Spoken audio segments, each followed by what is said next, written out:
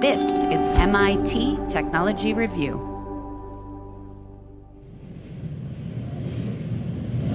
I am in Queens, in the neighborhood around a massive stadium complex called Citi Field. It's home to the New York Mets, though because it's baseball's off-season, right now everything is locked up, and all you can really hear are the subway trains overhead and rush hour traffic. But if you look up along the edge of the stadium where thousands of fans will eventually return, you can see some of the hardware that powers the team's use of face recognition. Now, these cameras are meant to detect faces that have been banned from the grounds. Folks like ticket scalpers, people who've run onto the field, even committed crimes out in the parking lot. And that system is powered by one of the biggest names in face recognition, NEC. It's able to measure things like ears, and it still works with people wearing masks, hats, and sunglasses. And then once you get over to the turnstiles, there's another face system from a company that's known for airport security called Clear. And that's for ticketless entry. Basically, you can use your face as a ticket. And then once you get inside, there's a payment system in the concessions area, meaning you buy a beer with your face if you wish. But it's when you get to your seat that, to me, things start to get really interesting. Because even before the pandemic, attendance at baseball games has been on the decline. Actually, this stadium has 15,000 fewer seats in it than the one it replaced about a decade ago. And so, on the one hand, stadiums are trying to make the experience just as safe and hassle-free as they possibly can, but they're also trying to learn just as much as they can about who these people are in the stands, and that too is being done with face recognition. I'm Jennifer Strong, and in this latest episode of our mini-series, we look at how this and other tracking systems are changing the sports experience in the stands and on the court.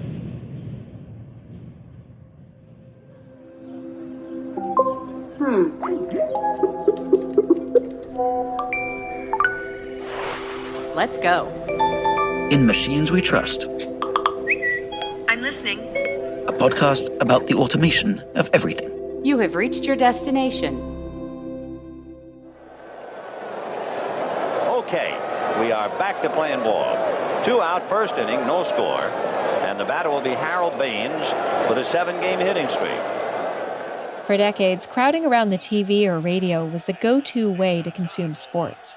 Oftentimes, that meant tuning in for hours, like this 1984 Major League Baseball game between the Chicago White Sox and the Milwaukee Brewers.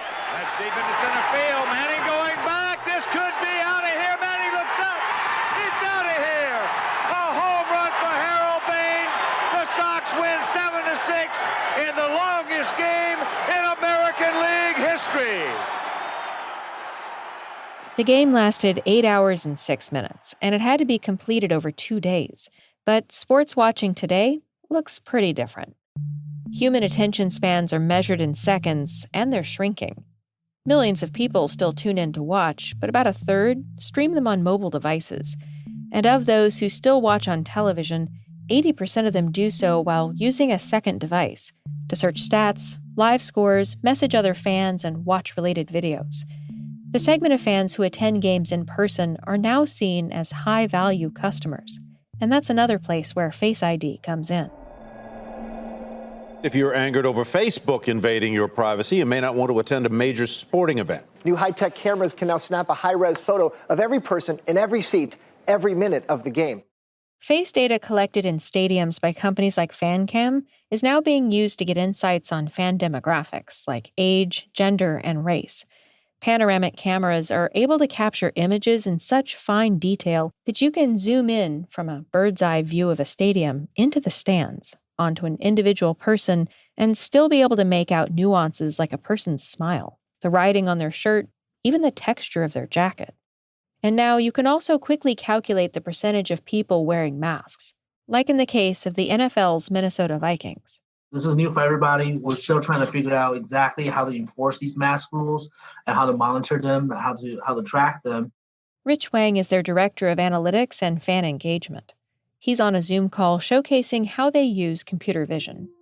Also, if you look at this graph, that the lowest point is 87% people have their mask on. So most of the time and most of the game, people are behaving, are enforcing the mask rule. So those are really positive storylines that want to continue to support our case of increasing fans. being able to utilize these stats to reopen venues and get fans back into the stadium. And then just as a safeguard as well, once fans are back in the stadium using some of these metrics, in addition to the mask usage, also being able to utilize the information of section capacity. And this is Rachel Goodger, the Director of Business Development at Fancam. So obviously fans have a seat assigned to them when they go back into the stadium, and fans are socially distanced. But what happens if fans start to move around the stadium and one section becomes over capacity, in real time, us being able to notify staff and for them being able to see that information and say, okay, well, we need to go break up this section a little bit. And then for teams being able to look back after every single game and say, wow, we did a great job today, or wow, we really need to work more on mask usage in the lower bowl or the upper bowl or this section and things like that. I think it's data that's going to be very important for not only, as I mentioned, reopening these stadiums, but keeping them open in the future. The company sells data back to the sports teams who use it to advance their marketing, affecting everything from what music is played at stadiums to what ads people see during and even after the game is ended. You're going to start to see the data that you're willing to share more broadly, coupled with the technology used for identification to make things more predictable. Donnie Scott is the Senior Vice President of Public Security at IDEMIA. It designs AI-driven identity and security solutions for all kinds of businesses. And that would be everything from a digital driver's license on your phone to a physical license to a credit card to an electronic payment mechanism. They also make biometric technologies that recognize faces, fingerprints, or eyes, which can be used to verify identity in sports stadiums or other places like airports and theaters. So we would essentially embed the technology in their loyalty program. But we'd add to it the ability to link either their biometrics, face, fingerprint, iris in some countries that prefer it because of face coverings and other things, or their mobile device, where you could authoritatively share your biometric information or the fact that you're a season ticket holder with a piece of equipment at the venue. And therefore, when you show up, they know, okay, Jennifer has tickets to this game, they're valid at this date, she can pass through the gate. Their goal is to be invisible. Identity data is captured by cameras, concealed as what appears to be part of an otherwise normal turnstile. It's all about creating what's known as a frictionless experience. So particularly around theme parks, but the same with stadiums and other concert venues, the technology is evolving from being a device that kind of stands out to being part of the normal flow and queue of the venue itself. We already unlock smartphones with our eyes, fingers, and face, and that got us used to this idea of biometrics in our daily lives. Scott thinks that may be why the response to these services has been mostly positive. I've watched my kids grow up with first opening an Apple device with their thumbprint, then moving on that they felt they were very mistreated because they couldn't unlock it with their face. And we've all become, the last 15 years, 10 years, desensitized to the weirdness of it. I think most of society is focused on how it makes my life easier. And in a world where confirming your identity is as easy as unlocking a phone, your biometric data could become more important than a passport, car keys, or any other physical item we carry with us. I think people are going to become really accustomed to the technology being there, how to use it, how to interact with it, and what to expect from it. Because I think we're going to see it in all walks of life. We're going to see it when we travel. We're going to see it when we do business with our government. We're going to see it when we do business in grocery stores, in sports and concert venues and amusement parks as well. So it's going to become such a standard way of life that the access part will become a de facto normal, and then it's what happens next. And what happens next could mean more personalized experiences. I think that the next thing to come is going to be to enable the fan experience. But after that, it becomes, how does the fan experience fit in your life? And, that is a concept that is pretty big and broad, but one that once the first two pieces are enabled through technology and enabled through an acceptance by the user themselves, are only natural things that come with an improved, mature use of a technology. You could think of an amusement park head or character where kids could walk up to their favorite character and be recognized for who they are and have a custom experience specific to them. Which is likely to happen at scale. You could see a future where as you arrive to the airport or as you arrive to the sporting event and it directs you to your parking based on recognizing your car or on sharing who you are from your phone with the airport operator or the airline or the TSA themselves, you would have a known time to gate, right? Which is the ideal state where it says, I've got a 5 o'clock flight today based on the wait times that are predicted and where we are. I know that it's going to take me 12 minutes to get from the front of the airport through the checkpoint to the gate. And you're going to have directions along the way. The same experience is going to happen for sports venues and for concert venues, where from parking, you're going to be directed through the shortest line. You're going to, that line's going to move quickly because it's biometrically enabled. And then it's going to be able to guide you to where can I get my concessions that I want? How long do I have before I have to start walking so I can be in my seat before it kicks off? I think those types of secondary benefits are going to come pretty quickly as the venues get instrumented to be able to recognize and identify folks. I think there's a huge opportunity to kind of make the kind of sports fan experience more engaging, more potent. And I just think we're at the early days of that. I'm Mike Doria, and I'm the Vice President of Business Development at Second Spectrum. The company provides tracking data and analytics software for professional sports leagues like the NBA and Major League Soccer. A series of cameras no bigger than your standard security camera provide unprecedented machine understanding of every game. The kind of core of this technology is computer vision that runs on top of these camera feeds. And what this is intended to do is track the movement of every player in the ball 25 times a second. So you can kind of think over the course of one typical NBA basketball game, you're able to capture millions of data points that didn't exist before and use those to kind of build a suite of products or kind of experiences on top of that can really change the way that we see and interact with sports. Those data points are rapidly analyzed with AI, which can spit out predictions such as the likelihood a player will sink a three-pointer while the play is still in progress. It's also using this data to deliver a more personalized, interactive viewing experience for fans watching remotely. In this last NBA Finals, we ran what we call video augmentation in essentially real time on top of the game. And so what you could do there is, for example, take that shot probability model, and while the game is being played, you could integrate into 3D space in the video a shot probability bubble over every offensive player's head that updates in real time. We can diagram the play that's being run as it's unfolding. So if you're trying to learn about the game a little bit, you can kind of, have a bit of a tutorial, or what would it feel like to have a coach sitting next to you, or if you just want to have fun or kind of gamify this a little bit, every time somebody dunks the ball, you can see a lightning strike on the backboard. And so each of those experiences might not be right for everybody, but I think we will move to a world where live sports can be really personalized to the way you want to view it. And access to troves of data has transformed how coaches train their players. So if you kind of step back and think about the way data has traditionally been captured in sports, you would have people either sitting in the stands or watching the game on TV and kind of manually coding, that was a shot, that was a pass, that was a pick and roll action. And so from this kind of underlying tracking data set, you can apply machine learning to kind of automate that whole process. That automation allows for all that data to be matched to game film. Coaches, general managers, and analysts can then sift through it with a software tool that functions like a search engine. And so for folks who work on an NBA team, you can ask very complicated questions or make very kind of detailed queries about the game. And with a few keystrokes, a few clicks of your mouse, you can get a very precise answer in data, visualization, and an automatically generated playlist of, for example, if I wanted to look at Anthony Davis, LeBron James pick and roll from the right wing, where the defense ices and Anthony Davis rolls and somebody tags him from the weak side, and so LeBron James takes a jump shot and makes it. You can get the very precise set of every time that combination has happened in the course of these guys' NBA careers in a matter of seconds, and then kind of use that for your coaching purposes. Now, someone at a team level can spend their time saying, well, I have this video or this information. How can I help a coach implement that into his game plan? Or how can I help my players kind of learn something new on the court? And so it kind of shifts their workflow to teaching and implementation versus kind of, data gathering and manual labor.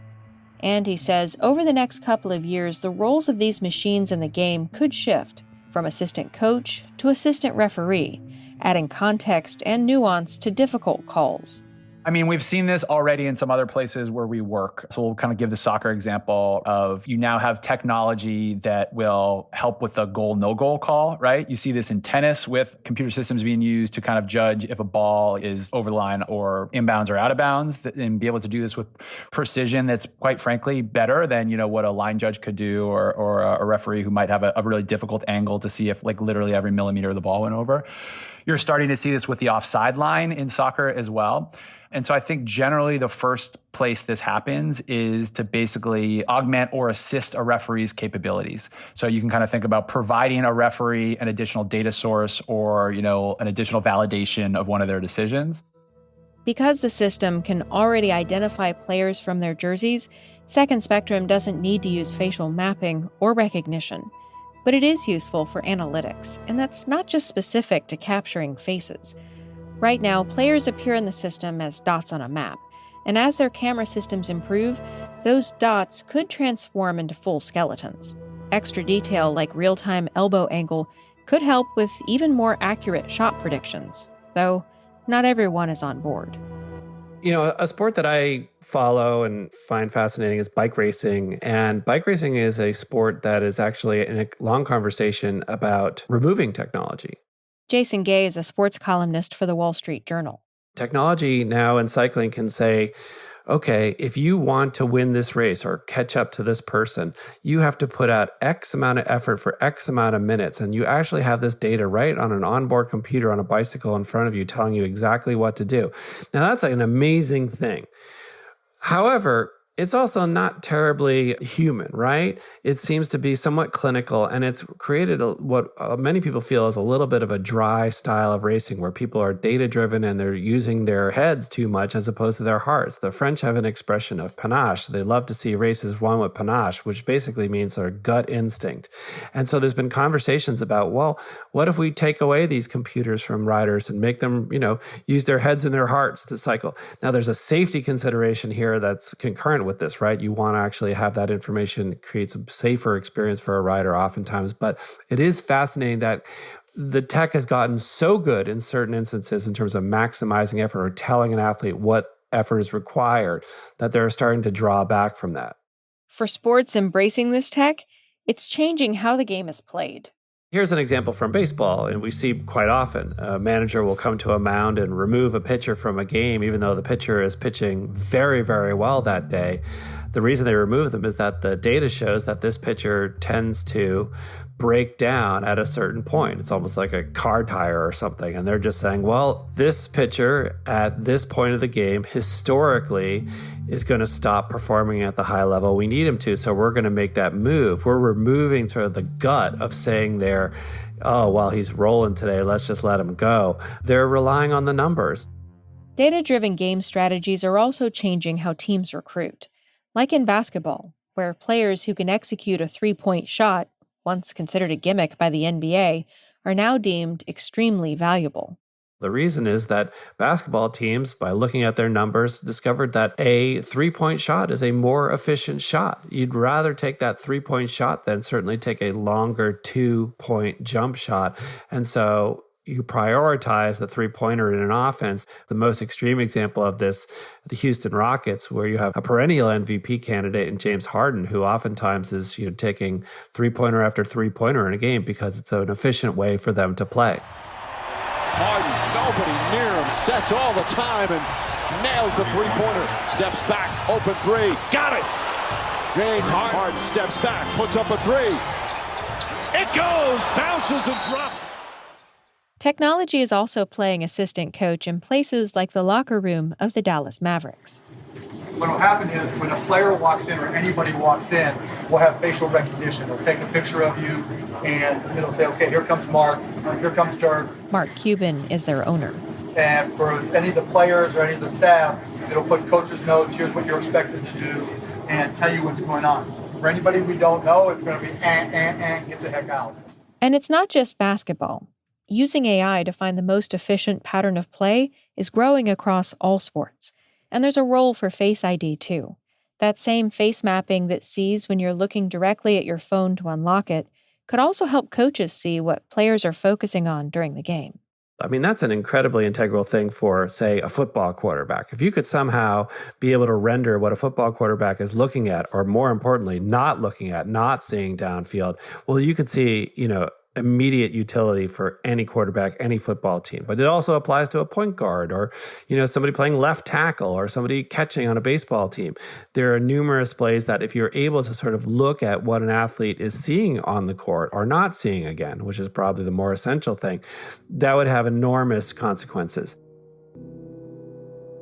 Next episode, we wrap up our mini-series with a look at how face mapping is transforming the shopping experience. And spoiler alert, it goes way beyond just identifying who's in the store. In order to really virtually be able to try on with augmented reality makeup, you need to detect where the eye is and where the eyebrow is. And it has to be at a level of accuracy that when the product's on there, it doesn't look like it's not exactly on your lip. And people's lips can vary in shape. The color between your skin tone and your lip can also be very different. And so you need to have an algorithm that can detect it and make sure it works. This episode was reported and produced by me, Anthony Green, Tate Ryan-Mosley, Emma Cillekens, and Karen Howe. We're edited by Michael Reilly and Gideon Lichfield. Thanks for listening. I'm Jennifer Strong. This is MIT Technology Review.